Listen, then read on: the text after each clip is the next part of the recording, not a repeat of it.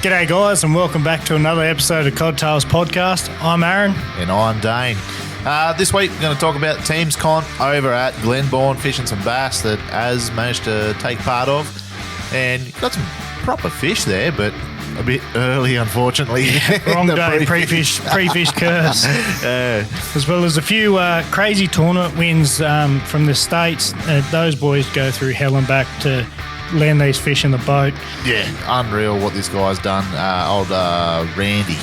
Randy. To talk about. That's exactly right. A few fishing facts as well. Some that blew my absolute mind, as you'll get to know. As well as a few stories involving the Halloween being this week. A few spooky stories on the water. Halloween this week, boys, so love to hear your spooky stories. If you want to send them in, we got a few we're going to tell. As I've got a few about the old Burrendong pirate and the Pilliga Princess. Yeah. I've never heard these ones before, and yeah, pretty good. Pretty good. Burrendong pirate, mate. Make sure he's nowhere near Eagle Beagle. And as always, make sure you head over to our socials, give us a like and a follow. It helps us out so much. And on that note, let's get into it. Let's do.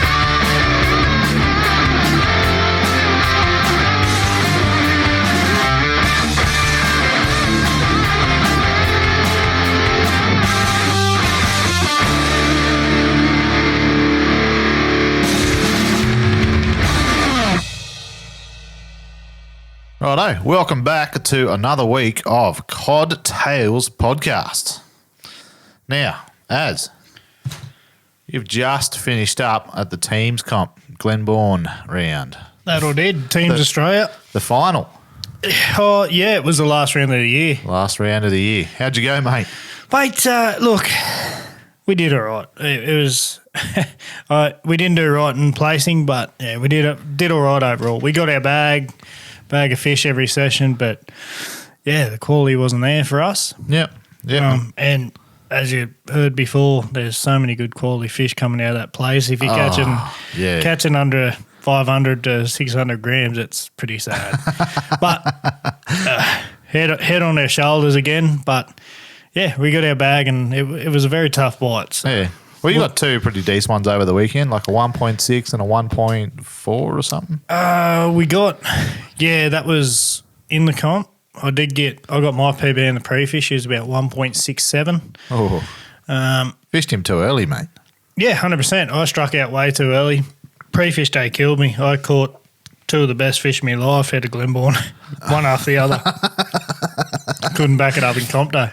Oh, mate. So how were they fishing? Like when we went last, which was 4 weeks beforehand, they were pretty tough. Yeah, a little bit different actually. It was good. The fish were a lot tighter on the edge. Yep. So we were getting that edge bite, but they were few and far between. So yeah, righto. The boys that actually took it out, they were throwing 10-60s on the edge. Yep. And mind you had to get 12 fish over 3 sessions. They got 13 bites. They just managed to get every single bite to be a decent sized fish. Yeah, they were all absolute cracking fish. So, yeah, I can't remember, but over their 12 fish, they might have ended up at 13 point something kilos, which is really good. That's amazing, That's huge. Isn't it? Yeah. Everything's well over a kilo. So it's a lot of casting for the one-off bite type of thing. Yeah, yep. I fished with Mardo and Parksy, and mate, we probably caught 30 fish, but as you can tell, when you catch heaps, there's not quality. Yeah. So getting those school fish up instead of the lone wanderers. That's right, yeah. Yeah, right. And being the old school way we were, we thought that once the sun's up, the edge bite's over, and that wasn't the case. Yeah, gotcha. We went deep. Didn't do it right. But hey, righto. You learn from that shit. Yep. Now, team of the year. Team of the year. Now, I'm chuffed for this. It was a couple of really good mates, Brado and Shane Banksy, a.k.a. And yeah, they've fished pretty hard all year. You're forgetting one of the most important members. Poor old Odgie being left out there. Yeah, poor old Odgie. Sorry, mate. Those boys, they won a comp. They won the Windermere round straight off the bat. So they had their sales well and truly above them. Yeah. And Yeah, they went into my whaler and finished really good. So they were right up there. They're in the pointy end. They just need to... Hard to beat. 100%. They just need to catch a few fish and lock it in the bag. And I was actually the witness of last session on the Sunday. I was on the bank and Braddo and Neil and Banksy have come in and I've said, how'd you go, boys? And he said, yeah, we got them, but they're not big. I said, so you got your 4? He said, yeah, we got our 4. So mind you, they'd missed a fish the session before. So they were really stressing about getting their 4. Yeah. And it was all up to the skiers boys and Loomsy to come in beside them. And I got to witness firsthand that I remember Banksy spinning around to the boys and like, oh, just get them, boys. And I just seen Skipper's hand go up and point 2 fingers to the sky. I reckon I seen butterflies come out of Banksy's shoulders. He puffed them up. He was ready to go. He just realised he won Team of the Year. So, and which is cool. Like Galvo, he does a sensational job with that comp. Yeah, 100%. Those boys now winning Team of the Year. They got a big check. They got some awesome little spatulas that no one else can obviously get. I've seen those spatulas. They have like a lure for the handle or something. They do, yeah. They're so cool. I'd get one in a heartbeat. Yeah, really cool ideas. So, and all their rounds for next year are paid for, aren't they? Exactly right. Yeah. So Get Team of the Year. It's a lot of money. Like, yeah. What's $1,000 a comp pretty much? Or $1,100 a comp or something? Yeah, pretty much. And the boys won Windermere, so they got 8 or 9 grand. I can't remember what it was. It might have been 10. But yeah, so they've had a really good stint this year. Had a good year. Oh, that's good. That's good. And I'm keen to catch up with Banksy and a few of the boys there at COVID's Cup this weekend. Yeah, got the social comp on this weekend. Yep. Bit of a play up. Bit of a play up. A few boats don't even make the water, to be honest. No, I love it. Like you can go away with the boys, and there's more white marlin jumping around the boat than there is yellow belly. It's great. Yeah, get out there. But I'm pretty sure we're still doing this year. Everyone takes a cardo, and whoever manages to get out in the fish and bag a few and win it gets to take all the cartons home. Oh yeah, and there's a couple of little sneaky prizes in there too. That's right, yeah. A couple of engraved Yetis and stuff like that. I'm not going to mention too much because you're a part of that crew and bit of a surprise. So there, that's cool. That'd be good fun, man. I mean, I'm so keen to join teams next year and give it a crack. Oh, it's be good fun. Yeah, for sure. Speaking of bass fishing, I read such an interesting story this week about what was his name? Randy. Randy Blaukat. Yes. And if you guys don't know who this fella is, he is a bass pro over in the States. And a while ago, I don't think he's still fishing. Yeah, I don't know. It was a while ago. Yeah, so so this story is that this dam had flooded just before the boys had started the comp. They get to the water, they're all revved up, and I think most people knew where the fish were, and no one could get to them. The water had raised that much, it had come up under this bridge. So everyone was stressing not to get past this bridge. Do you remember what dam it was? Nah, God, no. There's too many lakes over there for me. Well, Randy. Keep stuffing that up, don't I? So this was in I think it was a 1990 Bassmaster. Oh, hello. 1990 Bassmaster. So he gets fed up and not catching many fish that weekend. So what's he do? He had a Ranger boat. I forget what size, what model, whatever, but he had a Ranger. Anyway, he calls up his Ranger dealer and he's like, hey, mate, I need to get this boat 5 to 6 inches further in the water. What can I do? So the fella tells him, hey, mate, take the bungs out, sink it down with a couple of 100 litres in the boat and you should be able to get under. Yeah. So his fella takes the bungs out of the boat, sinks it 5 to 6 inches, gets under this bridge, him and his teammate, managed to catch all the bass he wanted and wins the comp. Yeah, with a sunken boat. So a sunken boat. There's a great video on YouTube of it. They're actually laying flat on the deck, pushing the bottom of the bridge with their hands to get under these players. Scraping bellies, fucking, oh. Yeah, but to come out victorious at the end is like, well, these boys had an idea. Yeah. And they didn't just go, oh, well, we can't get in there. Yeah. No, they fucking thought about this. Thought around it. Get into it. Good on them. I reckon it's one of the greatest, apart from Takehiro. But and we've talked about Takehiro before, and go watch that video. It's probably one of the most exciting fishing videos you'll watch. 100%. I knew it. I knew there was fish there. I love it. Yeah. No, do you know any good other bass stories to add on to that one, mate? That one tickled my fancy so hard, thinking about sinking a boat to get to fish. Yeah, I was actually watching one today. Don't quote me his name, I can't remember, but it was a really good victory. It wasn't that long ago, but old mate, he knew he needed. He thought he knew he had to get like 6 pound or whatever it was. Yeah, and there's 45 seconds left on the clock, and he hooks a fish and. He gets to the side of the boat and he grabs it. He's like, it's not going to be big enough. It's not going to be big enough. Talking himself down. Yeah, he's really gutted. They weighed it and it was 5.5 pound or something. But so he thinks he's missed out on winning by a couple of ounces. Oh, well and truly. So he was gutted, like as any one of us would be. But the clock's gone as last cast and he's down on his knees and he's like, I was so close. And his marshal pipes up and said, oh, mate, well, your second last fish you just caught, you've wrote it down wrong. It was, say, 4 pound instead of 2 pound. So he'd actually won it, and he didn't realise. He was so disheartened. And they had that bass tracker on them. So all these watchers in the distance in their boats were like, holy shit, they're all cheering him on. And he's like, why are they cheering me? Like, so, it goes back to don't give up. Yeah, don't give up. Keep pressing forward. You never know. Gut wrenching. Oh, that's just funny. Have you had anything like that before where you think you're not going to come out with something and you're like, oh, hang on a minute. My first Burrendong comp.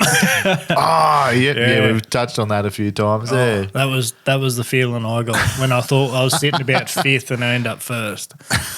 That was brilliant. What was that comp you actually were talking about where you caught the one and only fish for the whole weekend?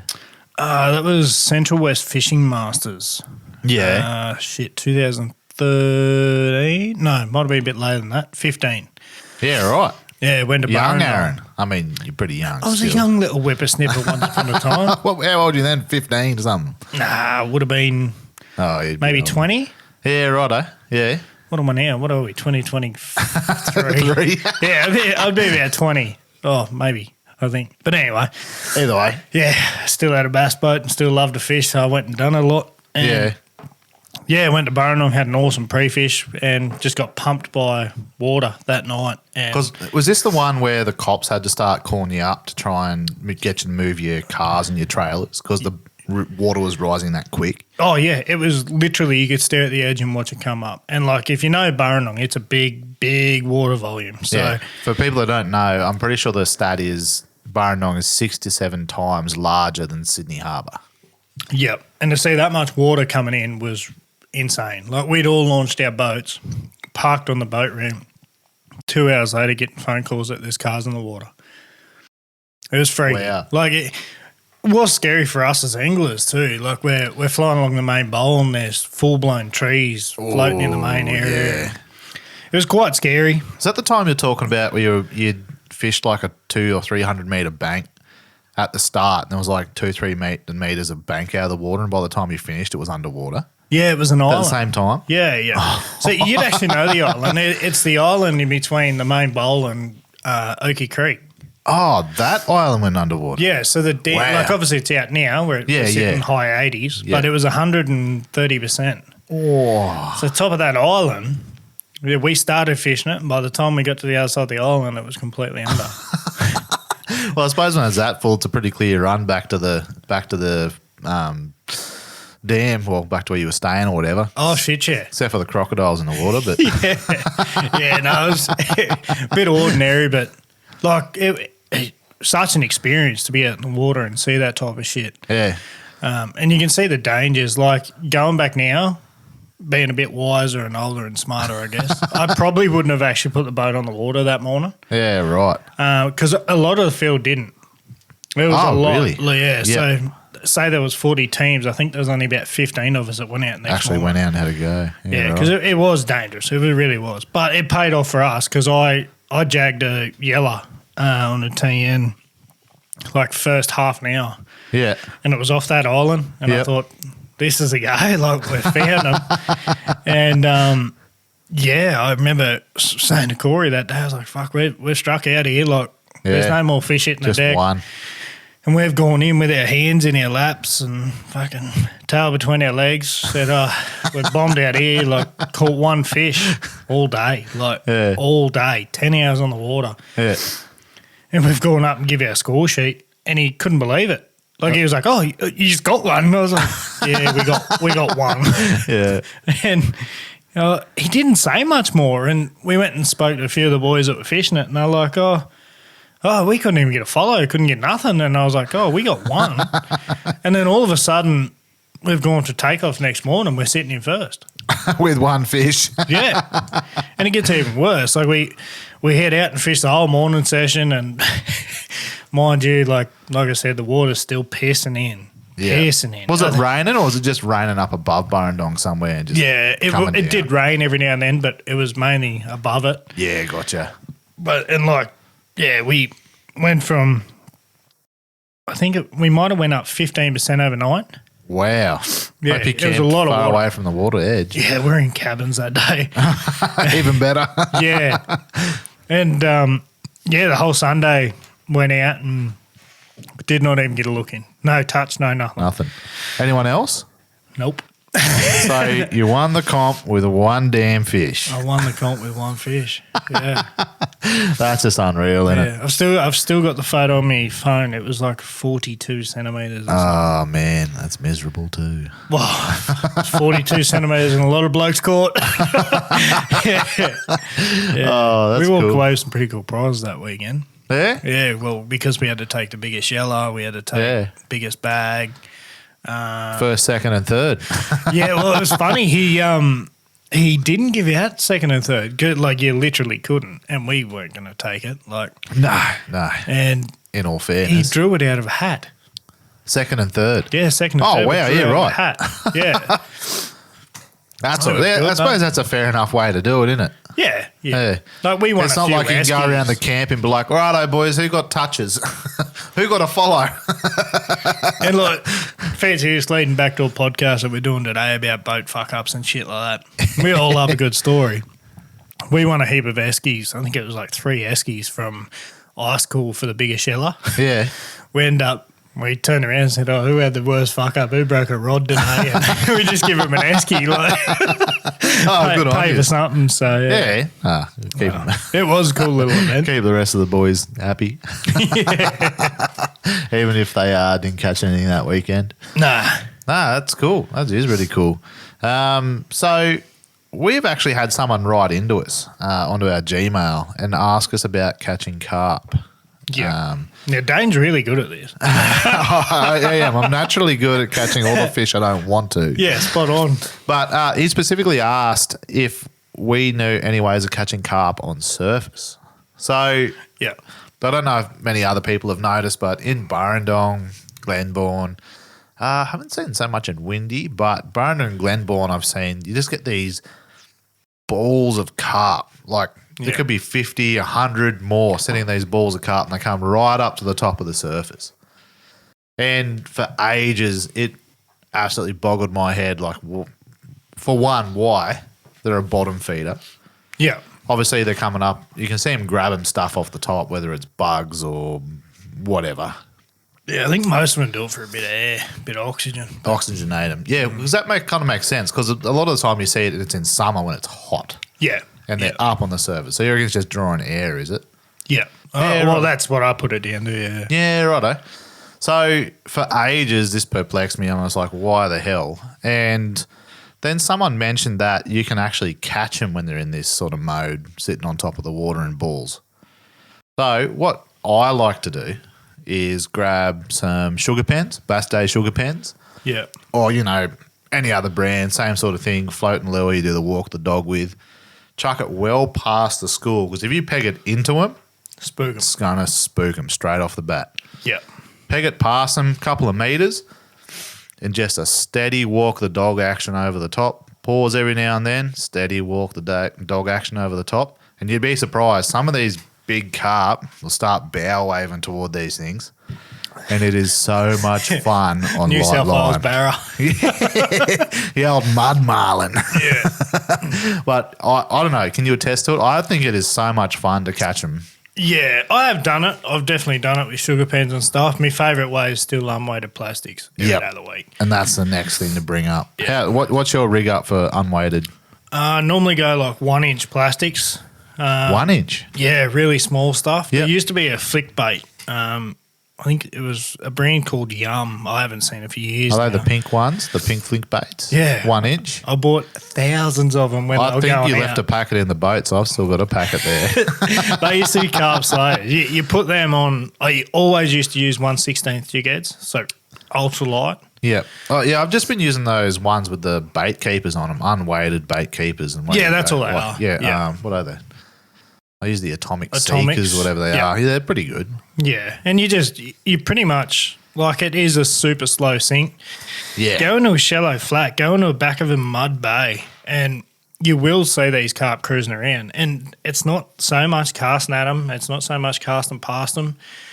You pretty much want your plastic to be in the water, and when a fish is swimming through the way this lure is going to track, you hop it up off the bottom and let it flutter back down, and they just engulf it. Yeah, right. Every time. So, yeah, I used to do it a lot, especially when yellows didn't play the game.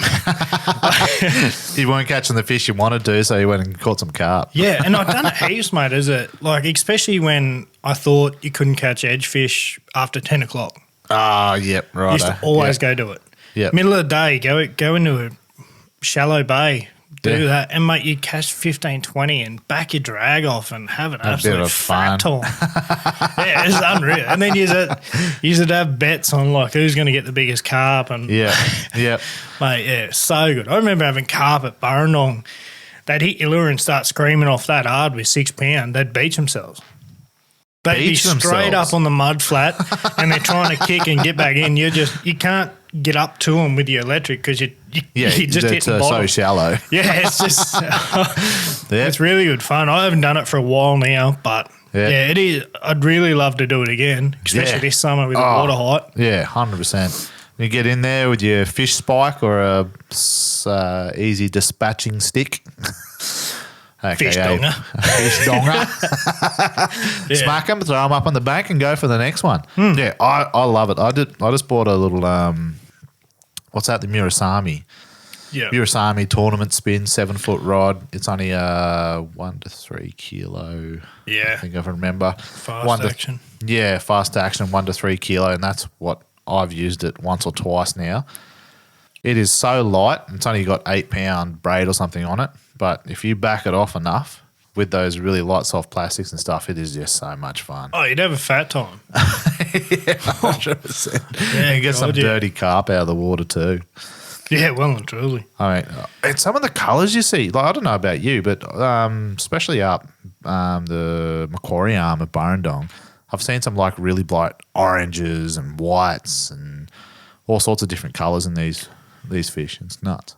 Oh, yeah, well, speaking of that, so the Misso's mum and Tone, they went to Burrendong on the weekend. So they went from Wednesday to Sunday. And they hit a carp with a prop. And I shit you not, it is the most orange thing I've ever fucking seen. Like a goldfish. Yeah, pretty much. Like it's 100% a euro. It's no koi fish or whatever. But it's just different colour. Yeah, it's so orange. Like I couldn't believe it. And you get like they went back and took a photo of it and showed me. Yeah. And it was insane because the week before I hit a school of You were saying carp that. in You the hit a tinny. school of carp, they were up on the top, and you bent your prop a little bit or something. Scared the shit out. I was full sort thinking, I've got a fucking tinny going 50k an hour. Like, I thought I was king shit. Saw him across the main bowl, and I just remember the water erupted in front of me. Like it was glass. Yeah. The water erupted, and I was like, holy, what is that? Nuts. And then as soon as I said it to myself, Twink. Being a tiller steer, I could feel it just bang, bang, bang. And I was hitting carp, and then one just went thump. And I was like, holy shit. And Clocked him good. I've got through it, and I said, I'm positive I just hit carp. I'm positive. And I've started going again. I could only get the old girl to 48. I said, I've lost some gaze here. I said, there's surely no way it's dented my, I don't run stainless, it's just an alley. And got the boat round, put her on, and I just happened to walk around. I was like, I'm going to have a look at this prop. And it top finned one of me fins on the... Curled it a bit. Yeah. Clover-leafed it, just over. And I was like, holy shit. You mongrel. That was filthy. Because it's the second trip with a brand new prop. Oh. I wonder if Stanos just cut straight through them. 100% they would. Yeah. That's good. Maybe we should go to put a Stano one on for the dams, mate, and then take Ali in the river. $1,000 prop on a $1,000 motor. It's fine. Yeah, it works good. We spend enough money on fishing, mate. Not as much as those Americans, but... Yeah, that's that interesting little one we've wrote down here is now this is American. Yes. So bear with us. Australia's not quite there yet. Not quite there. Hopefully one day. But the average American angler spends not the average American angler. Far out. American anglers spend about $7.4 million on fishing gear a make year. that a billion, mate. It's not million. Is that a billion? That is billion. You should say this bloke's handwriting. Yeah, so America as a whole, all the anglers combined, they spend $7.4 billion a year on fishing gear. And what was it? Something like 300 million just in ice. I can't remember what it was. Yeah. Not many of them have Yetis over there. Just put that in perspective about how much you've been spending. Oh, my God. He's literally just put some beer in his eye. Oh, that's no good. He's just put spilt beer in his eye. It's hard solo, mate. It stings like lemon. Oh, mate. Did you put your cup down a bit too hard or something? Yeah, proper. Splashed back up and got him good. Oh, where's the salt? Oh, mate, you good? Yeah, I'm just thinking. You need a minute? I'm going to need a new can once I smash this thing. So what else? We heard the $1 million barra, we thought. Yeah, I thought had been caught. Yeah, the $1 million barra. I seen a post of a bloke on Facebook. He claimed that he got the $1 million barra, and I believed it. I was like, holy shit. No point going to the territory now, but it was only this week. And for those who haven't heard, they've tagged 10 fish up in the NT, and each one of those tags is worth $1 million, but you can only catch one of them. Once one of those 10 is caught, the $1 million is done. No, they're 10 grand fish and $1 million one. No, there's 10 $1 million fish, and one of those, isn't that it?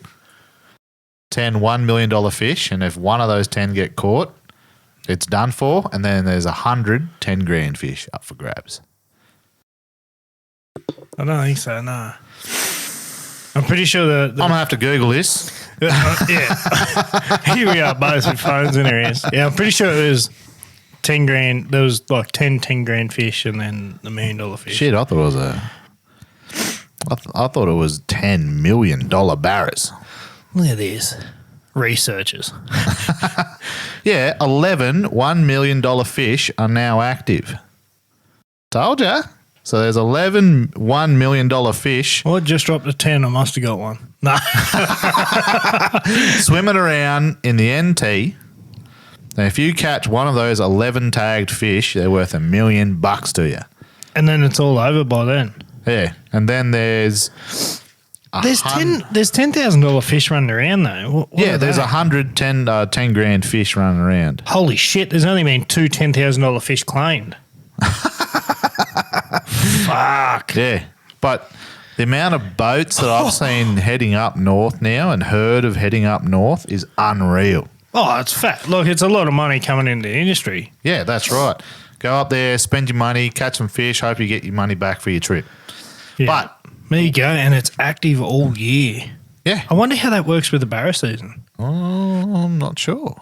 Well, here you go. What was that I just read? But anyway, there's 5 months, 7 days, and 5 hours left of the season. There you go. I don't know how that maybe works. it's just a season. Yeah. But from what we heard, we saw this fella. He put a photo up and said he'd caught the $1 million fish. Now, the tag was a little bit scraggly. It was rubbed off and whatever else. I'm like, righto. But ecstatic. But the story was that he had caught this fish on bait, and it was only about a 40 or 50 centimetre fish, something like that. He went and handed it in. And I only thought it was a $10,000 fish. Turned it out to be $1 million fish, but it all turned out to be bunkum. Yeah, it was a fisheries research tag. Here I was getting so excited about this fella catching $1 million fish, and I thought it was so damn early too. I mean, surely. But realistically, how big are these fish that they're releasing? Surely, I have no idea. Surely they're doing it strategically. Yeah. Like, you think about, there's $11 million fish swimming around up there somewhere. Yeah. If you let 11 40 centimetres go, that's going to be crock food in the amount of half hour. Yeah, I'd probably even go smaller if it was my money. That's right. The tag would be sticking out of a little fingerling that's longer than the fingerling. Just make sure you don't have to pay that milli out. Yeah, spot on. Great idea, but maybe we should tag some bloody yellers in the dam, mate. Get our own little tags out there. Hashtag codtails. That'd be so good. Well, speaking of big fish coming out of dams. Yeah. No, we have had a cracker sent into us this week for our yellow comp. It's a pig. It is as deep as the brag mat, like a standard old brag. What are they, 30, 35 centimetres deep? And it's just as deep. Yeah. And here I was catching on the weekend, I was catching fish as long as this thing is deep. 100%. It was unreal. So it's caught down at Lake Hume. And we talked about this before. There is some absolute pigs coming out of that place. Oh, fat. We've seen 70s coming out of there. I've seen a 71 this year come out of there on some of the pages. Yep. I've seen a 74 a couple of years ago. Yeah. I think it was. And it is constant fires, mid-60s, high 60s. Unreal. And on the weekend, they just had Mercury Marine Hume Classic, I think it was called, or something like that. It was a comp at Hume on the weekend. Yeah, comp at Hume down on the weekend. And this fella sent us a message with codtails on the brag mat. And he said, here you go, boys, here's a 68. There's a fat one. There's a fat one. And it is a bloody huge fish. Yeah, and he's done it well too. He took a photo on the brag mat, clear as day. Yep. Had a selfie with it. Yep, had Looks a like selfie he's with holding it as a little well. cod. Oh, mate. Yeah, cracking fish. Yeah. So what's your record still? 69 for I've got a 69, your PB. yeah. Ah, mate. I'm always ready for own one. But yeah, 69 Burrendong. But mate, that's coming bullshit. Yeah, that's 8 years ago now. 8 years ago you caught that. Mm-hmm. Far out. Well, actually, speaking of PBs and records and all the rest, congratulations, mate. Oh dear, what'd I do? You now hold the world record for the largest silver perch. Oh yeah, the Australian world record. Yeah. Well, it's a world record. Yeah. You don't think you can catch them anywhere else? Nah, I've. But hands together for Az. Thanks, son. He put his silver perch. How long did you catch that? How long ago did you catch that thing? 2015. 2015. And he's only just put it in now because he didn't even realise there was a world record thing. No, I didn't. I just stumbled across it. I thought, hang on, I've got a silver and a brag mat bigger than that. Yeah. And what did it go? It went 65.5? Yeah. 65.5 centimetre silver. Yeah, and it is a weapon of a thing in depth. Beast. Absolute beast. And tell us, how'd you catch it? Because I know you've talked before about catching silvers on squirrels on edge at Windermere. Yeah. This is actually, that was the fish that drove my craze for silvers on jerkbaits. Go on then. Riddle away, mate. Well, I'll start off with, it was one of my very early trips to Windermere, and I'd never actually caught a 600 before this. 600 yellow, I'm talking. You never caught a 600 yellow? No. So I went to Windermere, home of the yellows in brackets. Yeah. And, Premier yellow dam of Australia, mate. It's a great fishery, but I love damn, it. there's some dams I love overtaking that place. And, went there, and I remember going with Corey. We spent, I reckon we had 4 days there because I was adamant I was beating my record. Which is probably in the high 50s there. Yeah, okay. Yep. I mean, I just wanted that trophy 600, and, I think it was the very first morning we got up, and we didn't know the dam very well, so we went straight across from boat ramp. Yep.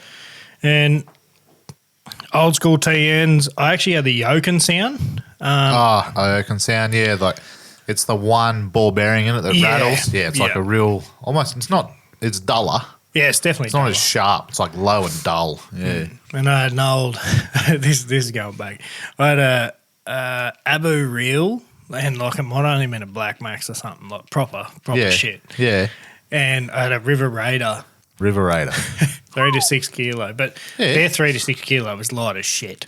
Yeah, it is a lot. I've about 5 casts into the morning, the sun's just peeking up, and landed this TN in a foot of water off the edge, and I seen this flash. Like I'd done no action to this lure whatsoever. Just let it drop.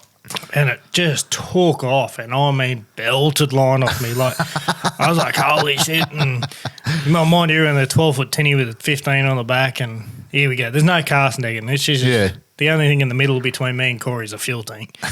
And I've got it halfway up, and I'm like, this is the one snork. Like, yeah, this is it. And we've eventually got this thing to the top, and I'm going, holy shit, that's me 600.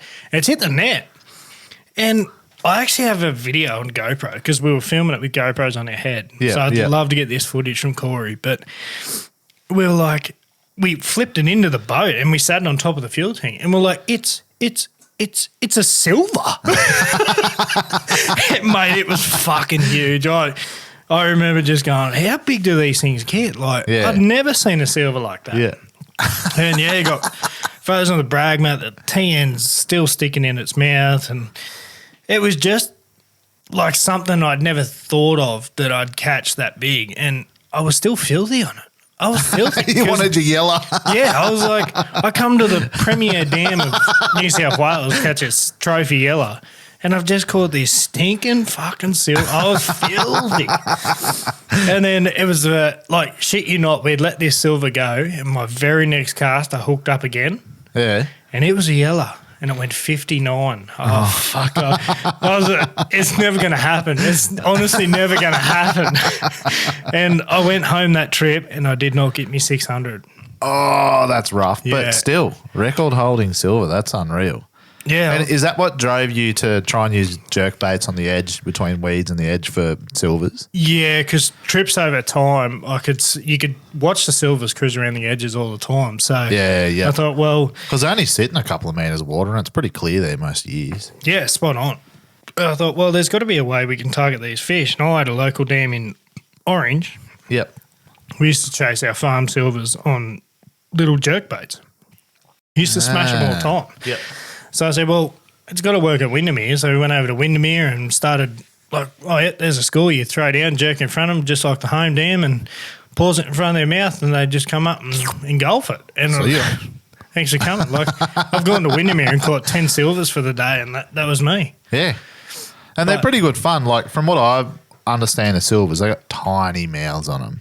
Oh, yeah. So when they're younger, from what I've heard, and I haven't researched this, and I'm probably saying it, but from what I've heard, when they're younger, they mostly like eat algae and weed and that sort of stuff. But as they get older, they start to take yabbies and cockroaches and bugs and that sort of stuff when they get a lot bigger. Most of their life, they're vegetarian. Yeah, right. There you go. Yeah. So I'm not talking absolute shit. No, definitely not. No. They're like same thing. Going back to the old farm dam, we used to catch them on just the weed that grew on the edge. Oh, right. Just just put the weed on the hook and under a float and away you go. Exactly like blackfish fishing off the rocks. Yep. Wrap the weed around your hook and put it under a float and thanks for coming. Good job, mate. Good job. And I suppose technically we've got two record holders at the table. Yeah, you are too.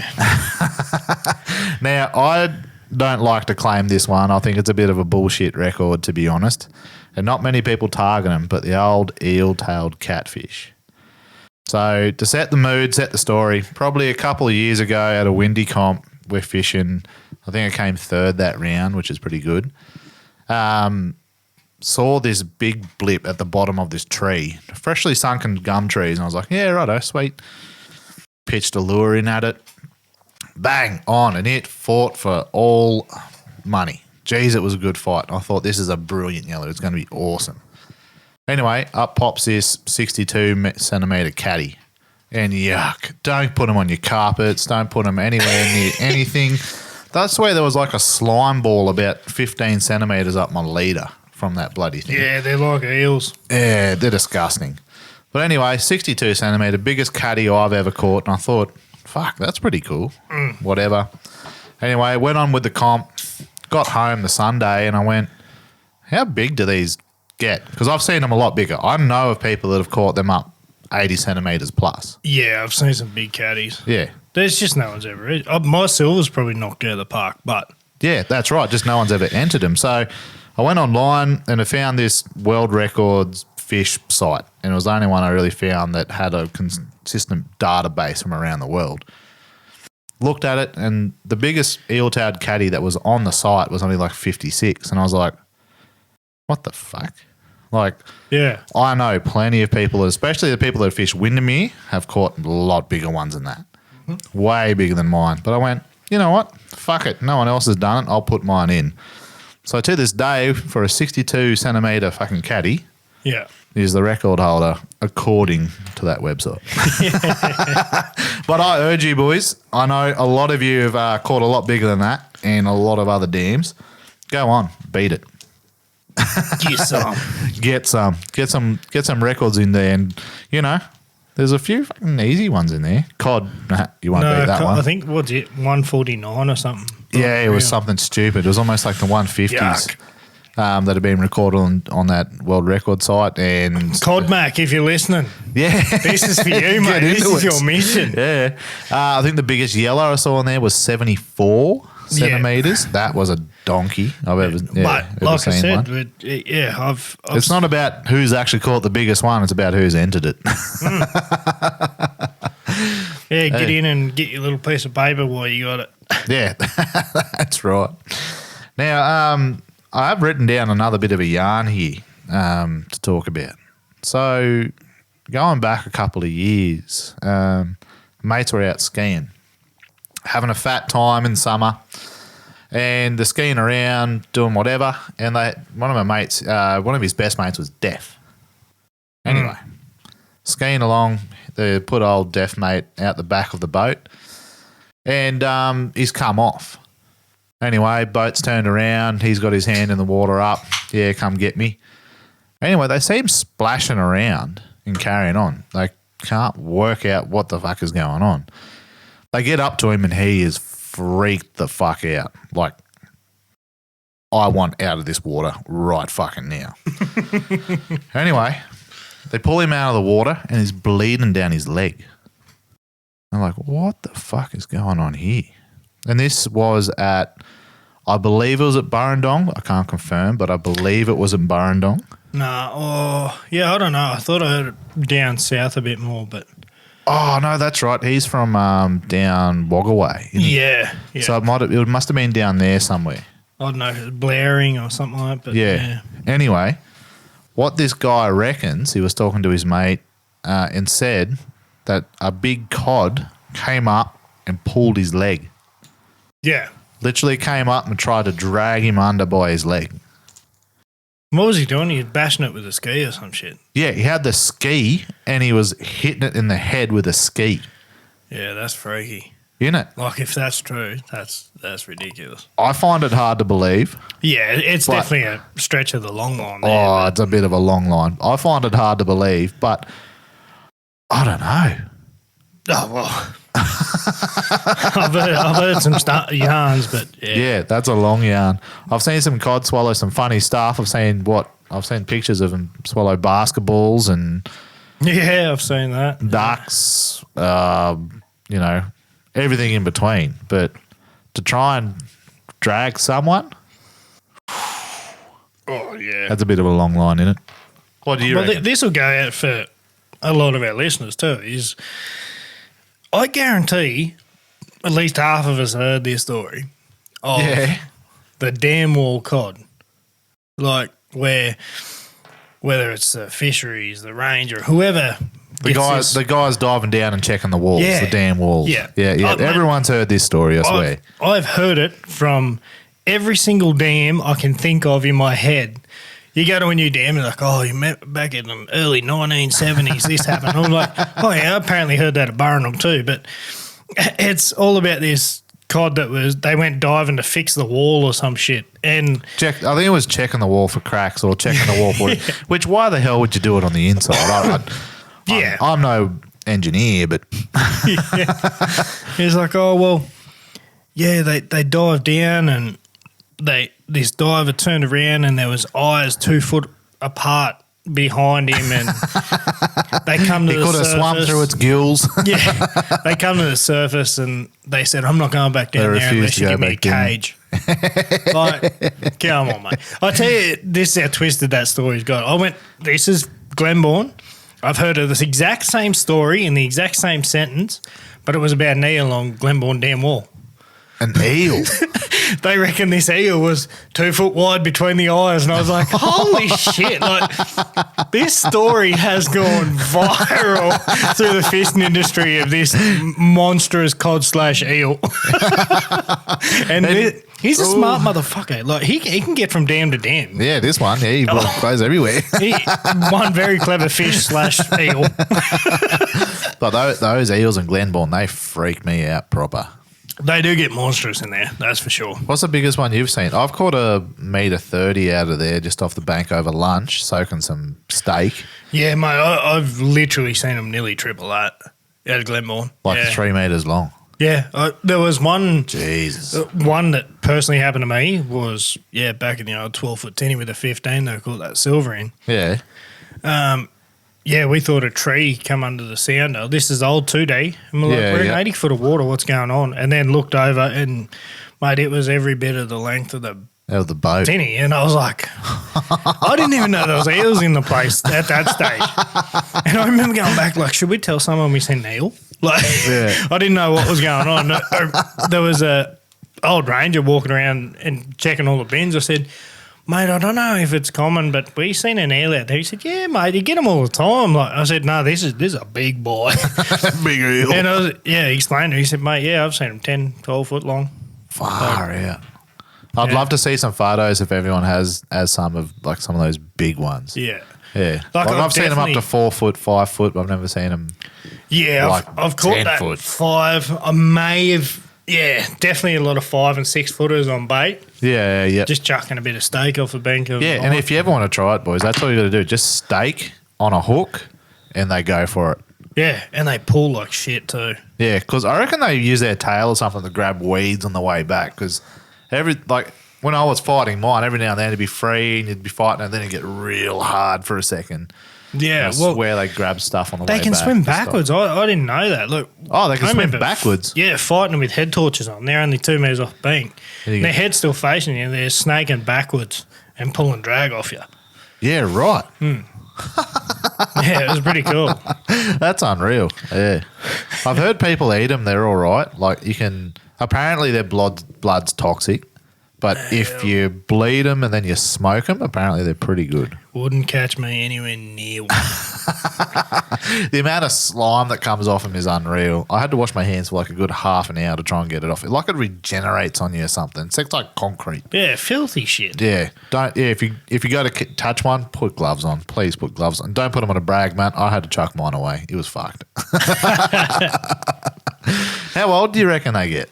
I have no idea. I don't even know if they're a quick grower. Yeah.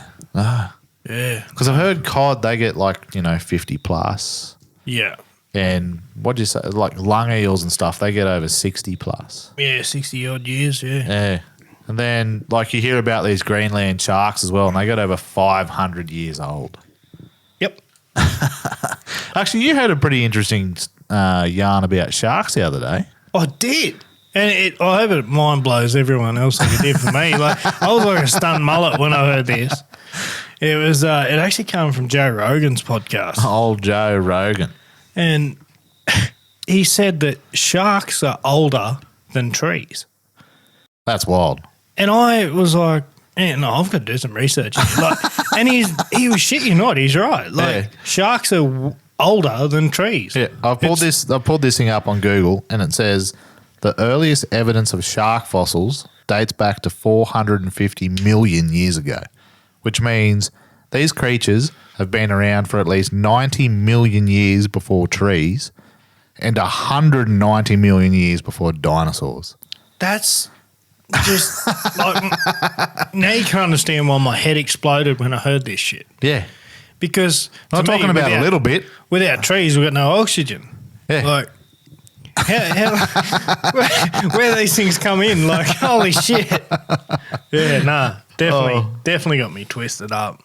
Yeah, it's a cool little fact, that's for sure. I love hearing about those little facts. We did a bit of, Googling, just sitting on the couch and, yeah.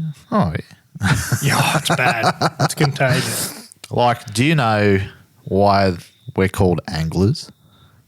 Why we're called anglers? Yeah, why fishermen are called anglers? I think I have read there's something about the shape of the hook. Yeah, so back in the day, apparently, I think Latin or something refers to angle and was a hook. Yeah, the angle of the hook. Yeah. The angle of the hook. And that's that's pretty cool. That's why they're called fishermen anglers, because these old time speak. I don't know what language it was, but yeah, that's hectic, eh? Yeah, and then the initial lures that people used to use were made out of bones and stones and all sorts of stuff. So yeah, that's where it started, probably thousands of years ago. Can you imagine trying to fashion your own little lures out of bones and stones now? Imagine snagging the thing after you just spent 10 hours carving it out. No thanks, I'd rather just go down and tackle shop. $30, thank you. See ya. Yeah. Imagine even making it and it didn't swim. You'd be so disappointed. But I guess back then when they started chucking them around, you could have chucked anything and the fish probably would have gone for it. They hadn't seen much. Oh, spot on. Yeah, there wasn't much effort in a lot of shit back then. Yeah. But there is now, detail and stuff. No way. Yeah, that's right. You see some of the soft plastics coming out now, and they are so lifelike, it's unreal. Going back to aeroplane spinners, mate, how basic can you get? And they were one of the most lethal cod lures you can possibly buy. Yeah. And speaking of which, I'm excited. Cod season is not far. We have been talking about this between ourselves, and we've already got that many plans for this season. It's nuts. I need 5 weekends of the 1st December. And then I'll be able to fish all the spots I want to fish. Yeah, that's right. Yeah, I'm just proper pumped. I'm keen to see a couple of greenbacks again. Oh. Really get this podcast fired up with them too. So keen. And I suppose we did pretty bad timing when we started this, only a couple of months before cod closed, but whatever. You get that. I'm keen to try out these new slickbacks. Yeah, Zerich slickbacks. So really keen. Yeah, if you haven't heard, the old slickbacks that were made in the 90s, 80s and 90s?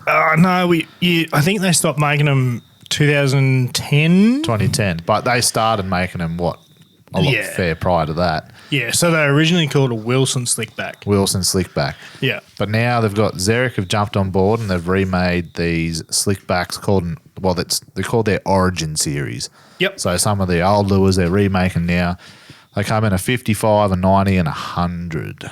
That's it, yeah. And to be honest, I'll be chucking nothing but hundreds. Hundreds is a shit. There's a beautiful little polka dot frog pattern that I've got eyed out that I'm definitely going to try.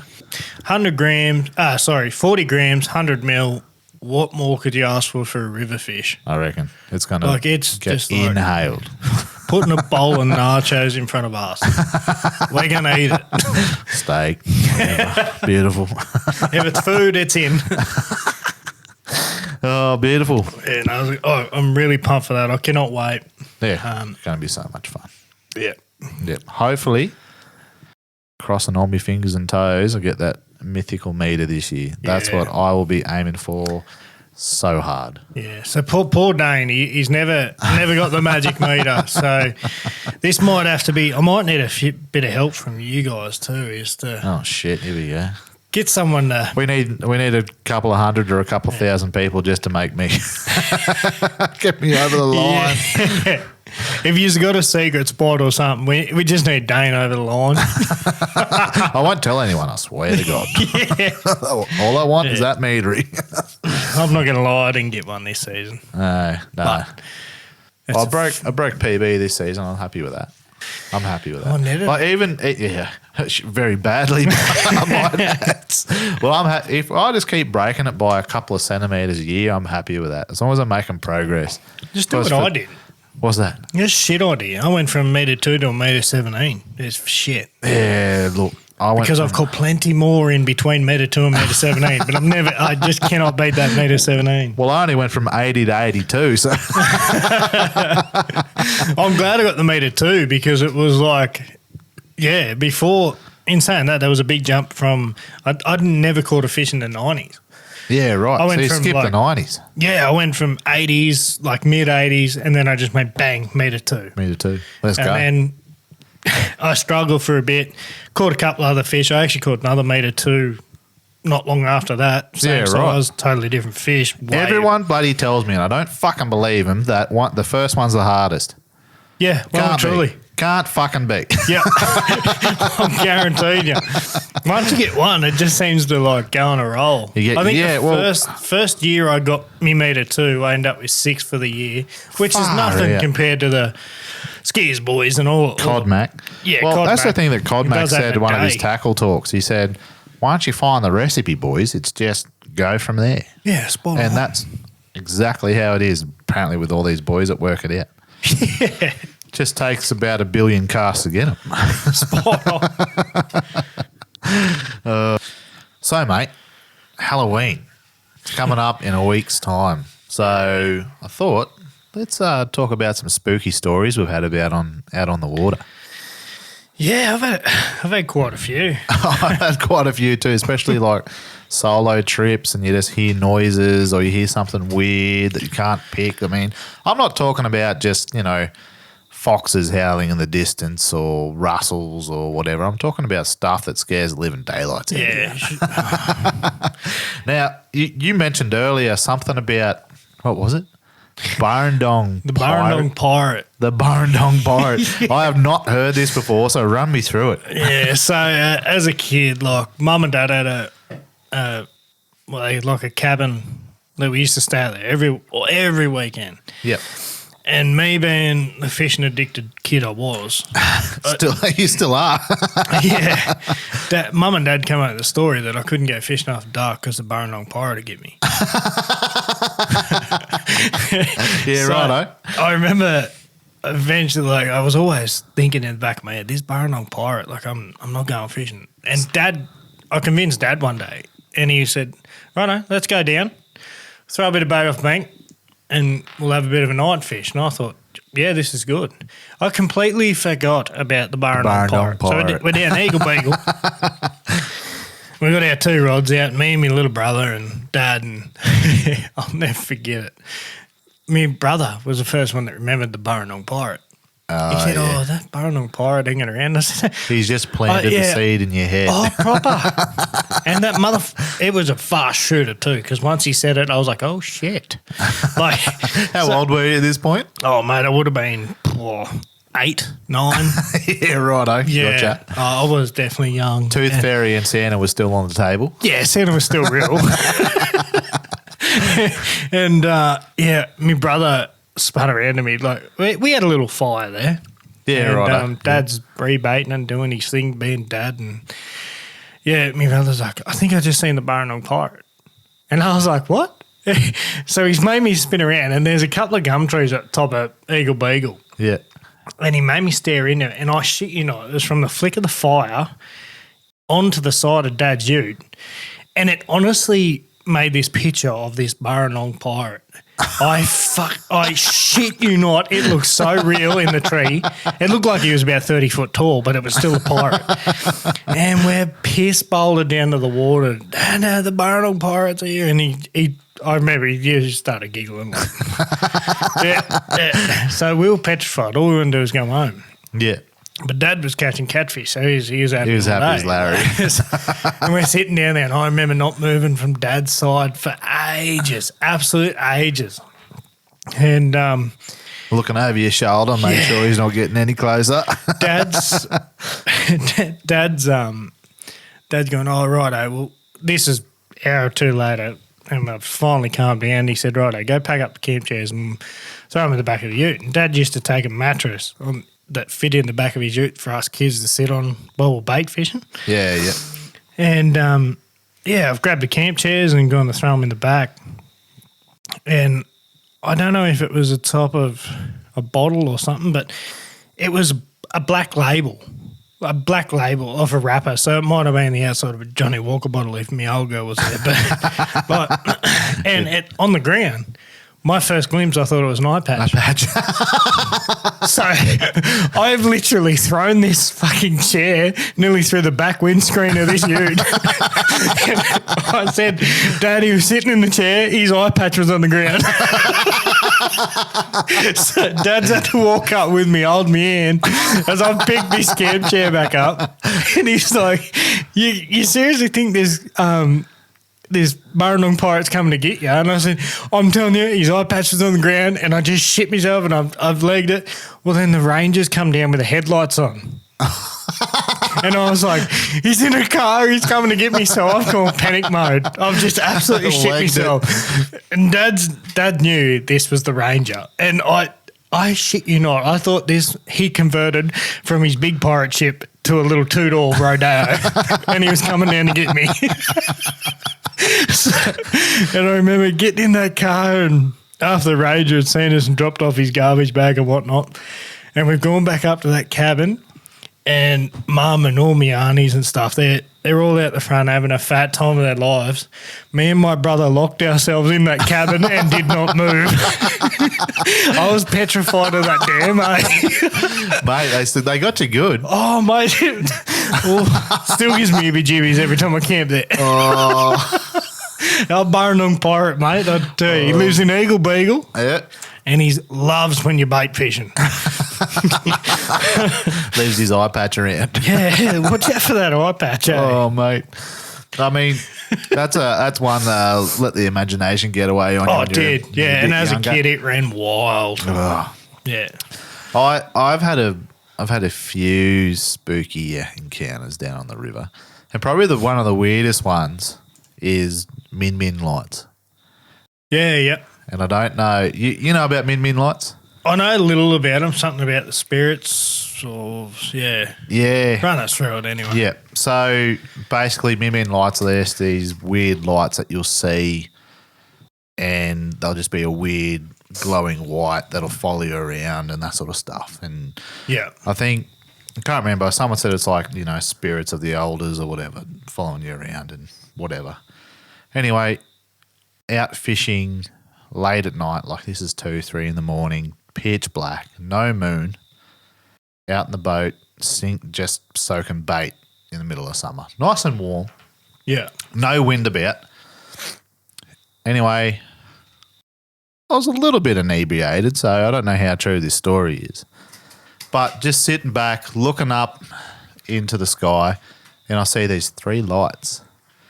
And they're a long way away. They are a long way away. But they were just going up and left and right and down and staying, and then up and left and right and down and then staying there. And for a good, hour, I was watching these things. And now as it goes by, everything gets quieter. And by the time I was so focused on these lights, you couldn't even hear the trickle of the water along the boat and current. Yeah, that's proper. And then hair starts standing up on the back of my arms.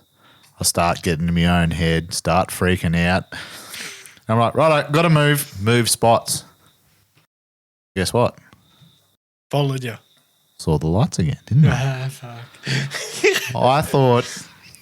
I thought for sure that it was just a trick of the light or sitting in the boat and it was a couple of stars in the sky. No, move spots, opposite side of the river.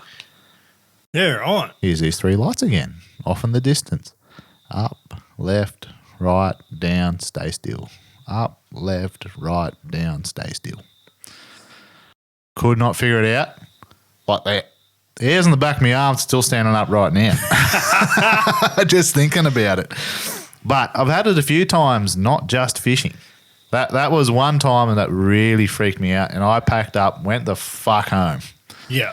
About 3:30, 4 o'clock in the morning. I was like, I've had enough of this. I'm good. I don't want to find out what the fuck it was. Yeah. I don't want to know what it is. I'm good. Let's get out of here.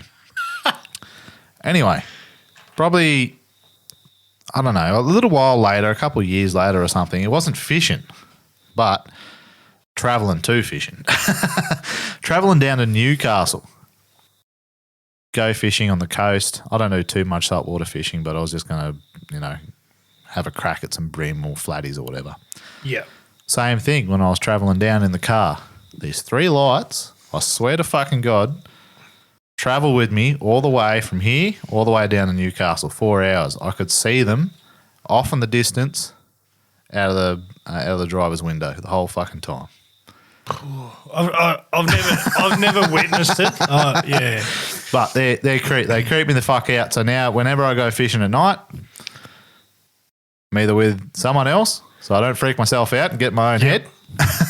Yeah. Or I don't look up.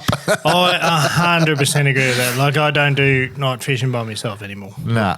But as I think Rod Mack has said this before, he doesn't do night fishing because there's too many beers to drink, and amen to that. Sensational. Like, I remember one of the boys, Benny Mosley, rest in peace, mate, but Yep. he told me the cod run at Windermere and I couldn't find anyone to go fishing with that arvo, so I've finished work at 5:30. Yep. Flown over the dam, and Benny said, "Oh, mate, everything's after dark. You got to fish through the night." And I said, "You know what? I'm going to do it all night and come back and work." It's not the first time, probably won't be the last time for you. So I took the nitro over by myself and put her in. I remember making it all the way up to Limestone. Yep. I was in Limestone, and So almost as far as you can go. yeah, and to be honest, I went to Limestone because I'd already started freaking myself out in the drive over. I was like, really? I'm going to go to the bay where I can hear cars. Well, it didn't work in my favour. I was fishing and I wigged myself out. Like I honestly got 2 hours in before I really started stressing. Yeah. And it was good too because I'd actually missed a fish. Like I had him hit the lure and I was like, I was pumped. You had a bit of excitement in you. Ready to go. And then I got a bit of a quiet patch and I didn't see a cod for a while. And I remember there was no traffic on the road and that started getting to me. I'm like, what's the time? And it was 2 o'clock. Yeah, righto. Pretty normal. 2 o'clock in the morning. Shouldn't be too much traffic on the road. Yeah. But in the back of your head. Oh, yeah. I thought something was wrong. And I've started like hearing shit on the bank and starting to really wig myself out. And I said, there is something stalking me on this bank because no matter where I go, as I go along this bank fishing it, it's right there. It's right in front of me. And it was pitch black. There's no moon, no nothing. The only thing I could see was my sounder on night mode. Yeah. And I remember fishing away, and anyway, I'm going to get my head torch out. So I've gone down the middle hatch and I've grabbed my head torch. And this whole time I've got my head in this hatch. I'm thinking, what is on that bank? I can hear something. Like there is something right there. Yeah. And I'm still on my knees on the deck. I put my head torch on. And I faced my head towards a direction I thought I could hear this thing, and I've hit the light. Yeah.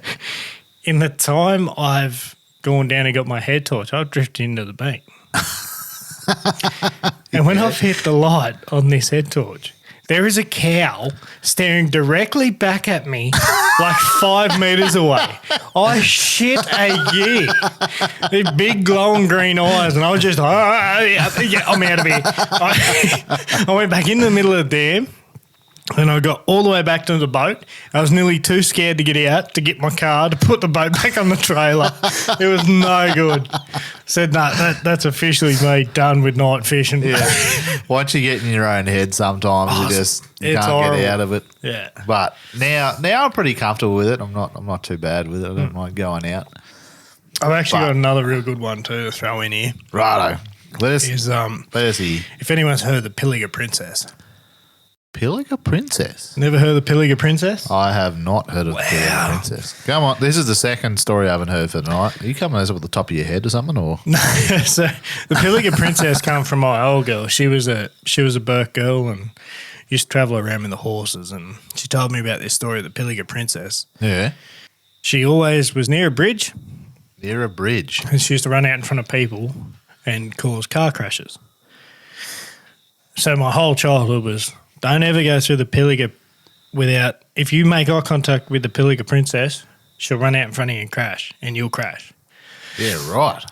So I went to a fishing comp with Mick, and we've gone up to Pindari. Mick who, mate? Mick Collison. Yeah. Going up to Pindari. No, it was funny as I had my old Hilux, 2005 Hilux. It's on the nitro. Oh, the blue Hilux you never sort of sold. Yeah. And, I started travelling through, and I remember I was telling Mick all about this Pilliga Princess story. And he started getting heebie-jeebies. Like, this is 11 o'clock at night. We're travelling back late because Pindari is a long way away. And yeah, we're coming through, and I said, you got to watch out for this bridge. And we're probably 20, 30 Ks away from the bridge. Anyway, I've got this big semi in front of me. I said, and mind you, we're talking the last hour about this Pilliga Princess. We've really put the jibbies up ourselves. Really built it up in your head. I'm just going to get around this semi so you can see the bridge, literally to show him the bridge with no car in front of us. I've overtaken this semi. As I pulled back in, my ute went into loop mode. I blew me turbo going around this truck, and too many betties. I pulled over, and this truck's beeping and carrying on and shit like that. Something you see at Wolf Creek, and I pulled over, and I said, "Mate, my car's got no go. Like putting in first gear and flat the thing, and it'd be doing 2K an hour." And he's like, "Shit, fuck. Like what do we do?" I said, "Fuck, do I know?" Anyway. Someone's going to have to get out and pop the bonnet and just see if there's a loose terminal on the battery or something. Something's set a sensor off. It took 40 minutes for one of us to fucking scissor paper roll on who was getting out of the car to go check this battery. In the end, we both did. Let's get out together. Yeah, right. Yeah, we both snuck around, and I didn't turn the ute off because I was petrified. Yeah. And we're both flown out and open the bonnet, and I've wiggled the terminals and nothing's loose. And I'm like, oh, fuck. So I just banged straight back in the ute. I left Mick out there. And he's got back in, and I remember the first thing he did when he got back in, he just went, lock the doors. And I was like, we're going to die. Right now, we're going to die. Like, they're going to write a Wolf Creek about this type of shit. Dear. And I turned the car off. As I've turned the car off, I've turned the headlights off, and it's pitch black. And I said, I can't do it. I said, I cannot have the ute turned off. Well, I've kicked it back into gear. It was all good. It was all fine. Whatever had happened to the car, like it reset. Just the old turn it off and turn it back on again trick. Yeah, spot on. We'd sat there for 40 minutes not doing this thing. And I've crawled back onto the road, and we ran around the very next bend, and here's the bridge. Mate. Just made the you windows, nervous. I nearly had my fingers on the power up button the whole way through the bridge. I was like, I'm getting through this thing. I'm getting orange, and I'm going to see my family one more time. Oh, shit. Old mum stories did it to you twice. And I got home. I said, you ever haunt me with them Pilliga Princess stories again, for the life of me. Yeah, I just shit myself. I even remember you on one about she pushed a trolley out in front of a car and freaky. Right. I've never seen her. I've never seen it. It's probably absolute bullshit. But it is. It's got me jibbies up. Actually, speaking about you and Colo, I do remember you showing me a sounder snapshot one day. Yep. About you guys and Eagle Beagle. With the person? With the person. I'm positive that was a person. So just to paint the picture, Az was going through his photos one day sitting around in the studio. He goes, hey, look at this. And it's a down scan image. Yep. And it's in the perfect shape of a person. Like the hands sticking out, the head's there, the two legs. And it looks. And how deep was it? Oh, you got on your photo. I've got it right here right now. So it's in 20. What are we in? We're in meters. 20 meters deep. 20 meters deep, and standing there's this upright. Perfect silhouette of a person standing upright on the bottom of the dam. Yep. That. I don't know why, but that has played on my mind more than anything. That is one of the creepiest things I've ever seen. Yeah.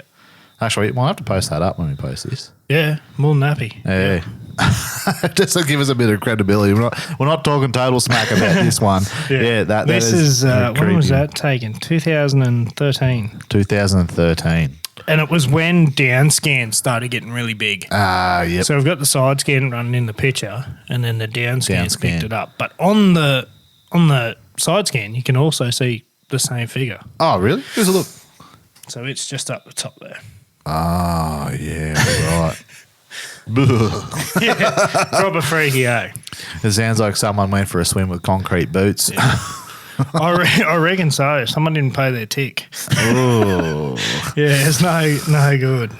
So, if any of you boys got scary stories out there, or spooky stories about being out on the water having a fish, let us know, because I know there's a few out there.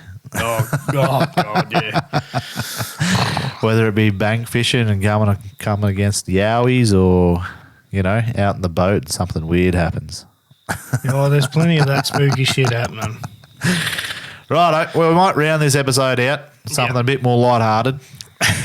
So, as you've heard, we're still running the Yellow Belly comp till December 1st. The current leader is 68 centimetres, and good luck beating that. That is a bloody horse. So, but it happens. Az has caught a 69 before, and as I said before, we have seen 70s come out of a few dams. Yes. We've even seen I've seen a high 70s out of Burrendong. Remember that young 8-year-old that caught a 72 out of Burrendong. So they're there. They're there. It can happen. But we also are running the mystery length as well. So that's right. So even if whatever length you get, send it into us, and you'll go into running either for a mystery length, or the big dog prize. That's it. Now, for the mystery length, I was thinking we might give away a couple of stubby holders and a couple of slick backs. Yep. What else? You reckon? What else can we throw? What about let's throw in a $50 gift voucher. Let's go. Outback Angler. Let's do it. $50 gift voucher. A couple of slick back lures that we were talking about earlier. Yep. And stubby holders. Let's go. Keep your beverage nice and calm. And we've also pre-ordered, and we've got coming some Codtail mental health brag mats. Yes, I'm very excited about this. So 130 long. 130. It's got the 60 centimetre mark red for the yellow boys. Yep. It's got the metre mark for the cod boys. Let's go. And that's another thing where all proceeds go to mental health. That's right. And it's just supporting the great cause another way. So yep, we've donated another $1,000 tonight to Are You OK? Are You OK? Yep. Ask your mate, ask your brother, ask your cousin. That's right. Are you okay? That was beautifully in sync, mate. Righto, boys and girls, we will see you another week. Will do. Bye. Thanks, guys. Bye.